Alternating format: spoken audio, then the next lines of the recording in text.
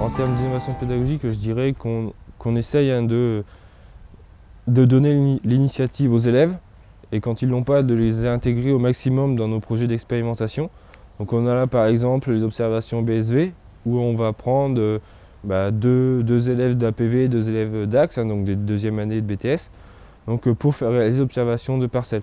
Donc ils vont voir en même temps ce qu'on fait, donc ça va permettre de vulgariser aussi nos moyens et eux ils vont pouvoir se faire leur propre idée sur les moyens qu'on met en place et ce que ça marche réellement, puisque on pourrait mettre en place une technique puis dire que ça marche, ils ne vont pas voir sur la parcelle, ce sera toujours notre parole. Là ils voient directement sur place, ça leur permet d'évaluer eux-mêmes la pertinence de la technique.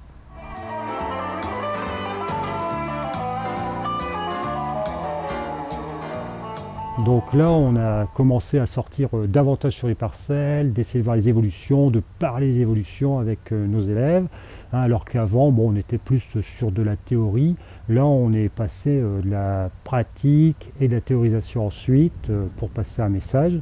Et je pense que le message au niveau des élèves est assez bien passé, puisqu'ils se posent quand même des questions sur donc l'agriculture biologique, la place des auxiliaires, est-ce que l'on ne peut pas les mettre aussi au service de l'agriculture conventionnelle, ce qui est tout à fait faisable si on veut répondre à la diminution des produits phyto. Ça devient beaucoup plus intéressant pour nous parce qu'on est un petit peu dans une routine, vu mon grand âge, mais ça nous ouvre plein de possibles et je me dis pour les jeunes c'est très intéressant. Ce qu'on a un petit peu abandonné là, pendant une cinquantaine d'années, ça revient au fait du jour et ça c'est un point très positif.